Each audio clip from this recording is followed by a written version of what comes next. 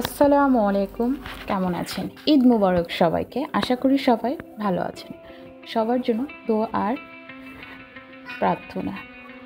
আপনাদের জন্য নিয়ে আসলাম ঈদ স্পেশাল জর্দা সেমাই। এই সেমাইটা নবাবী সেমাই, অনেকেই পছন্দ করে।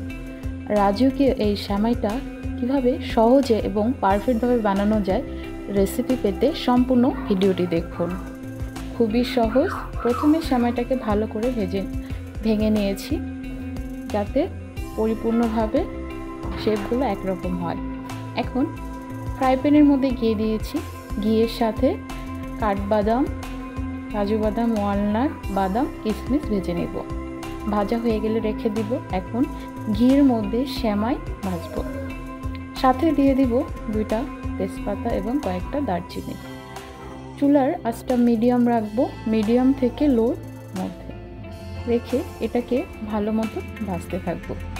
ঘি দিয়ে ভাজার কারণে এটার স্বাদ খুব বেড়ে যায় এবং ফ্লেভারটা ভালো আসে।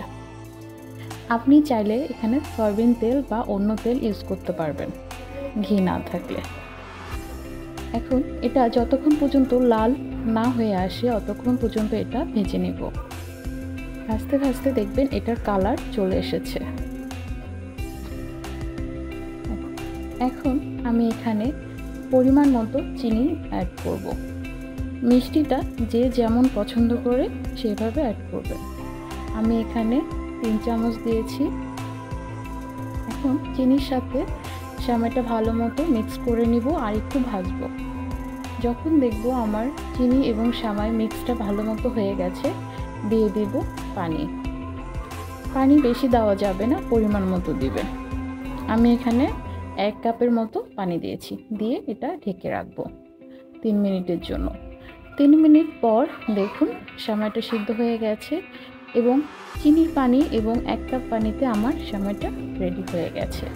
এখন এটাকে ভালো মতো আরেকটু ভেজে নেব যাতে সেমাইটা ঝরঝরা হয়।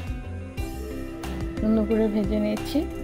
সাথে আমি অ্যাড করে দিব ভেজে রাখা কিশমিশ এবং বাদাম।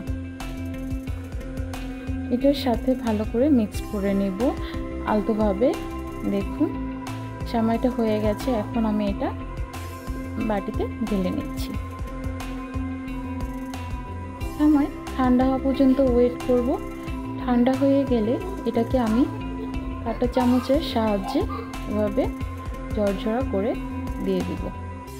আমার সেমাইটা যেহেতু আমি আস্তে আস্তে করেছি, চুলার মধ্যে হয়েছে। যদি আপনাদের সেমাই কখনো নরম হয় তাহলে এভাবে কাঁটা চামচের সাহায্যে এটাকে আলগা করে নেবেন। প্রতিটা সেমাই আলাদা হয়ে যাবে। খুবই মজার সুস্বাদু এই সেমাইটি। ডেকোরেশনের জন্য আমি আরও কিছু ইনগ্রিডিয়েন্টস বাদাম, কিশমিশ অ্যাড করে দিচ্ছি। দেখুন হয়ে গেল স্পেশাল সেমাই।